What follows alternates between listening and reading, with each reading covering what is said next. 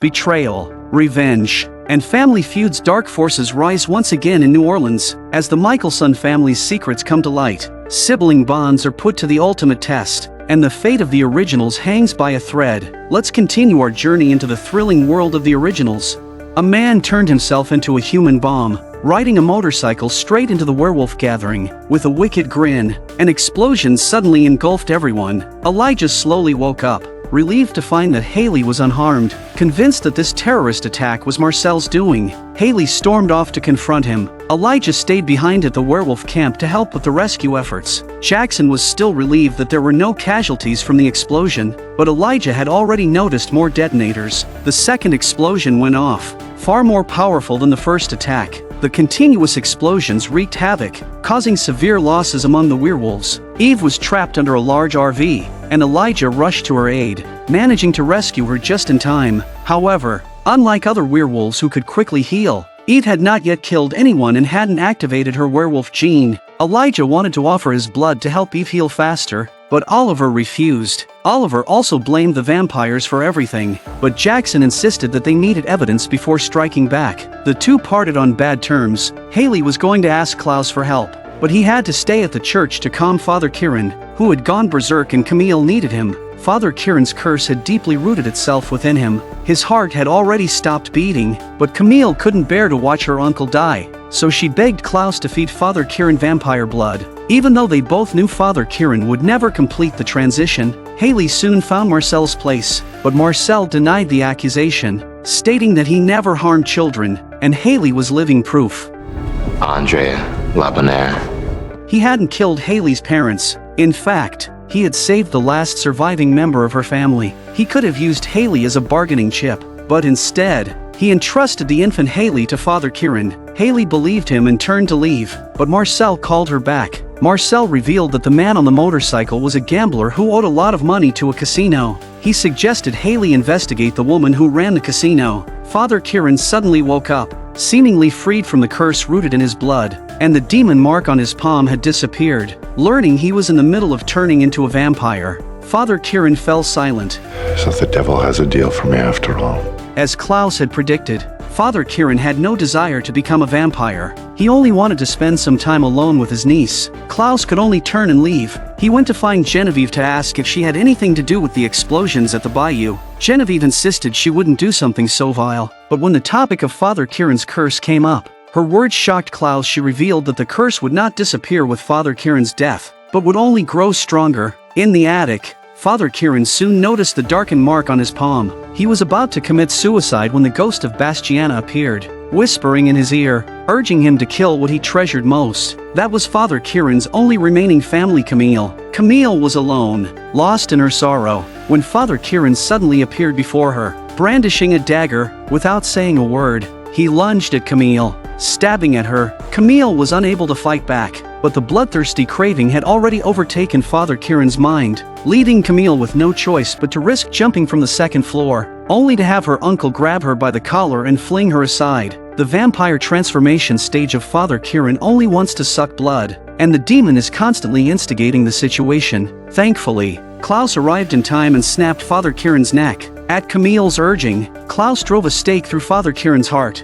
ending his life for good. Oliver was keeping watch over the injured Eve, but he was clearly uneasy. It turned out that he had conspired with the humans running the casino to orchestrate the first human bomb attack because he wanted to create conflict and provoke the werewolves to fight back, but he hadn't anticipated such a massive loss of life. Eve didn't scold Oliver much. She just urged him to confess to the leader as soon as possible, but instead, Oliver smothered Eve with a pillow, ruthlessly killing her to silence her. When Haley returned to the wolf pack, all she saw was Oliver inciting the pack's hatred. Meanwhile, Jackson quietly kept vigil beside Eve's lifeless body to comfort the emotionally exhausted Camille. The originals temporarily lifted Marcel's banishment. He was allowed to stay in the French Quarter for 24 hours, until Father Kieran's burial. However, Marcel secretly met with Diego and Josh. Josh produced a mysterious key, which he had taken from around Father Kieran's neck. The key seemed to be tied to some dark secret, and he believed that the young Camille was not ready to face it. At Father Kieran's funeral, People raised their glasses generously in honor of his service to the French quarter, but Francesca approached Camille and immediately asked where Father Kieran's key had gone. She made no effort to hide her ambition to take over human rule, which greatly displeased Camille. Haley also set her sights on Francesca, suspecting that Francesca was the mastermind behind the werewolf attacks. Francesca's attitude was equally arrogant. Without hesitation, Haley took down Francesca's bodyguard, but since she had no direct evidence, she could only threaten Francesca before leaving. Little did she know that Monique was secretly following her. Glaring with hatred as she began to stick pins into a voodoo doll, Haley suddenly felt a wave of discomfort wash over her but didn't realize what was wrong. Klaus opened Father Kieran's coffin, only to find his newborn daughter lying inside. Just as he was about to pick her up, the dead Michael drove a white oak stake into his heart. But it was only a nightmare. Klaus initially thought it was just his anxiety about being an inadequate father, but Elijah revealed that he, too, often dreamed of Michael. They quickly realized this was no coincidence and immediately cast suspicious eyes on Genevieve. Faced with this sudden accusation, Genevieve looked completely innocent and could only promise to ask the other witches for help. But the brothers weren't the only ones who had seen Michael. Davina had been trying to use her boyfriend's violin to cast a spell to summon his spirit, when suddenly Michael appeared before her. Davina had no idea what was happening, but the glass behind her instantly shattered. The mystery soon unraveled. A disturbance at the mysterious waterfall had caused the collapse of purgatory, releasing the souls of all dead supernatural beings, but there was no evidence to suggest that Michael would necessarily be resurrected. The Originals brothers dismissed it as unimportant. At the priest's funeral, the spell Monique had cast took effect, and Haley suddenly felt an overwhelming discomfort. Collapsing in the middle of the street, the Originals brothers were on high alert. Genevieve also rushed to help with first aid, but Haley had already slipped into a death-like state, her soul entering a dark and eerie place. Michael appeared before her. Klaus slashed his wrist, trying to make Haley drink his blood, but her heartbeat was gone. In the otherworldly realm, Michael also grabbed Haley by the throat. Haley thought she was already dead, but Michael's attempt to kill her jolted her back to awareness. Haley suddenly broke free from Michael's grip, declaring that if she were truly dead, Michael wouldn't need to go through the trouble of killing her. Elijah attempted to rush Haley to the hospital, but Genevieve warned that moving Haley would disrupt her spell. Klaus was ready to perform an emergency C-section, but Elijah stopped him. Genevieve quickly discovered who was sabotaging them and found a solution just as fast. Michael's eyes glinted with malice as he declared that Klaus didn't deserve to be a father, and he intended to crush Klaus's greatest hope with his own hands. Haley shattered the staircase railing and grabbed a wooden stake. Genevieve swiftly set up her spell. Michael is closing in. With nowhere left to run, Haley seized the moment and drove the stake into Michael's back. Genevieve's spell took effect, and Haley jolted awake. She immediately told the brothers about seeing Michael in the realm of the dead. They grew tense at once. After this harrowing experience, Haley decided to move back into the Originals mansion. Klaus was deeply pleased and eagerly showed Haley the little room he had meticulously prepared for their daughter. Though he wasn't yet confident in his ability to be a good father, he was determined not to repeat Michael's mistakes. Haley couldn't understand why Klaus insisted on calling Michael father. He's done damage only a father could do. In that moment, Klaus was no longer the ruthless killer but a father filled with anticipation for his child's arrival. Elijah approached Haley, confessing that when he thought Haley might be dead, he felt a panic and pain he hadn't experienced in 1,000 years. They immediately kissed. Though the kiss was brief, it was enough for Haley to feel a sense of happiness. Michael approached Davina once more, claiming that only he could help her defeat Klaus. But first, Davina needed to do him a favor. What can I do?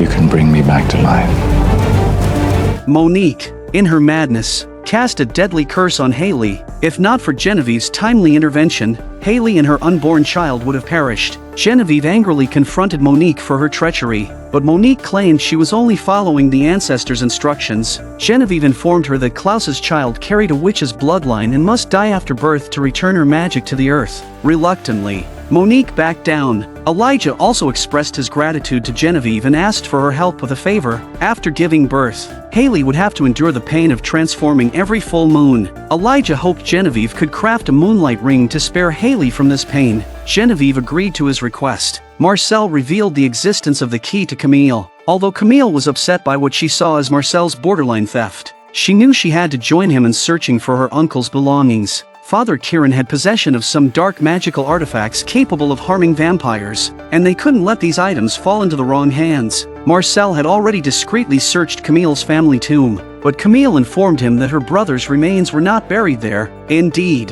they discovered a wooden box in her brother's grave, and the code on the box caught their attention. Camille clearly knew the answer, but she wasn't ready to share it with Marcel. Camille worked on the strange code alone, but Francesca showed up with her entourage, issuing a series of forceful threats. As the manager of the city's casinos, Francesca doesn't give a damn about Camille, gives her a deadline and leaves. But Camille had already cracked the code, which led her to a mysterious room. The house wasn't registered in Father Kieran's name, and even the owner had no idea what the room was for. Inside, Camille found a hidden chamber filled with dark magical artifacts. Jackson and Oliver had already located the black lapis required to make the moonlight ring, but on their way back, Marcel, accompanied by the police, intercepted them, taking them hostage without a word. Marcel threatened Jackson with Oliver's life, demanding he reveal Klaus's plans. The honest and kind-hearted Jackson had no choice but to disclose the plan to create the moonlight ring. Elijah also noticed the disappearance of Jackson and Oliver and called Klaus to inform him. Klaus, however,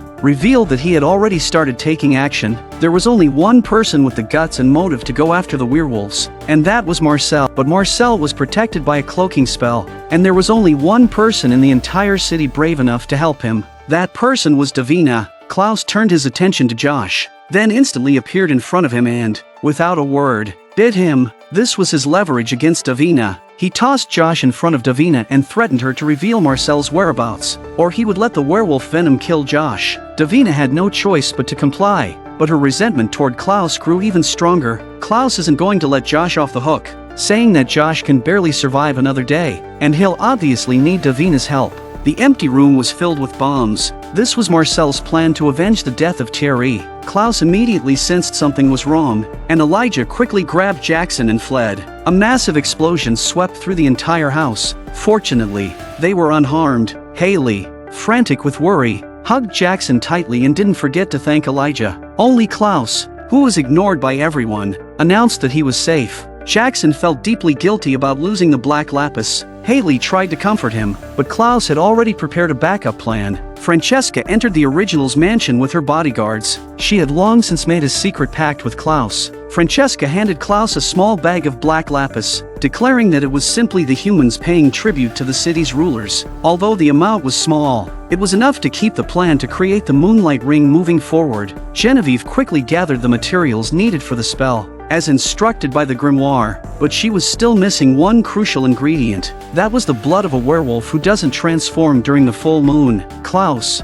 unwilling to risk harming Haley, extended his own hand. One by one, droplets of his crimson blood fell onto the black lapis, but Marcel had quietly assembled a large force, preparing to launch a violent assault on the Original's mansion and forcibly disrupt their plan. Without a word, Klaus went out to confront the enemy. Elijah, however, was worried about Haley's safety. Francesca offered to stay behind and protect Haley, and without suspicion, Elijah turned and left. According to the vampire's plan, Marcel appeared to lure Klaus away, leaving a large group of vampires to ambush Elijah. Camille found critical information in Father Kieran's archives. Francesca wasn't human, she was a werewolf. Panicked, she called Haley to warn her, but Haley, too focused on the progress of the moonlight rings, hung up on Camille. She had just missed her last chance to stay alive. The spell was complete, but Francesca stepped forward to take the stones. Haley didn't understand her intentions. Francesca coldly killed her bodyguards and then activated her werewolf gene. Haley tried to attack her, but Genevieve knocked her unconscious. Francesca took the black lapis as planned, and Genevieve successfully took Haley away. The battle between Klaus and Marcel is coming to a close, and he has no problem biting his adopted son. As the werewolves began using the moonlight rings, Klaus's powers were gradually stripped away. Genevieve had added something extra to the spell. Those wearing the rings would continuously siphon Klaus's strength. Marcel seized the opportunity to escape. Elijah had already taken out most of the vampires. Francesca, however, walks out smugly and orders her werewolves to bite Elijah. This betrayal left Diego stunned. Elijah collapses. Diego quickly called for the vampires to flee. The werewolves' slaughter began, attacking the vampires indiscriminately. Even Diego couldn't escape, falling victim to the werewolves' fangs. Meanwhile, Haley had fallen into the witch's hands. They planned to help her deliver the baby, only to kill her afterward. Though Haley struggled desperately, it was all in vain. Led by Francesca, the werewolves seized the fruits of the original's family's victory and successfully took control of the city. 12 werewolves wearing moonlight rings wreaked havoc throughout the city, siphoning Klaus's power with each full moon. The original's brothers were forced to hide in their mansion, mourning the loss of their daughter, but Klaus had grown tired of living at the mercy of others. Elijah informed him that he had discovered the exact locations of the 12 moonlight rings. Klaus smiled. The original's brothers' revenge was about to begin. Day after day, Francesca hid in her room, too afraid to step outside, unaware that 3 powerful enemies were lurking among her witches. With Genevieve's death, the last harvest which successfully resurrected, but within that young and vibrant body lay an ancient soul. The witch praised the extraordinary strategy of the original's brothers. That's right, the long-dead Esther had quietly come back to life and had allowed Finn and Cole to possess the bodies of 2 witches. Cole busied himself with seducing Davina. Finn, meanwhile, subtly approached Camille. Michael had also been secretly resurrected by Davina, who had stolen the white oak stake, intending to use it as her secret weapon against the original's brothers. Camille and Marcel had become lovers,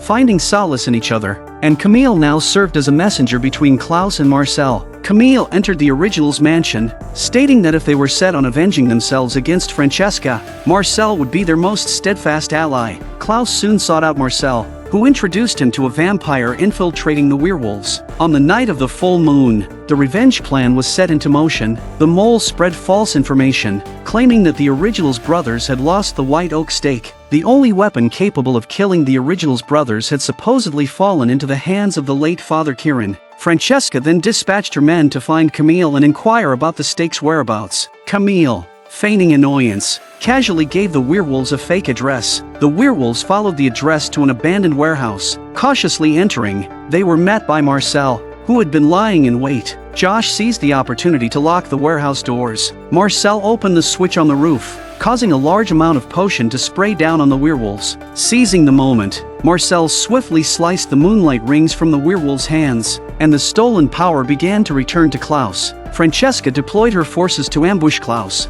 instructing them to bite Elijah and kill Haley. Oliver asked Francesca what she planned to do. Francesca insisted that she would stay hidden at home and go nowhere, knowing that vampires couldn't enter a house with an owner unless they were invited. Oliver led the werewolves to Klaus's place, unaware that Haley was already lying in wait. With a single move, Haley effortlessly took down 2 of the lackeys, removing the moonlight rings from their fingers. Klaus's strength continued to grow. Elijah took the initiative and appeared at Francesca's doorstep, violently tearing off another moonlight ring. Klaus's expression grew increasingly triumphant. With Elijah, Haley, and Marcel all striking simultaneously, the 12 moonlight rings were finally in the hands of the original's brothers. Klaus fully regained his power, swiftly eliminating 2 of the attackers. The hunt was nearly over. Francesca's door slowly creaked open, and Elijah stood at the threshold, not moving forward. Francesca, confident that Elijah couldn't enter her home, boldly faced him, but Elijah revealed that he had once convinced the mayor to expropriate the city's architectural heritage. As Francesca looked on in shock,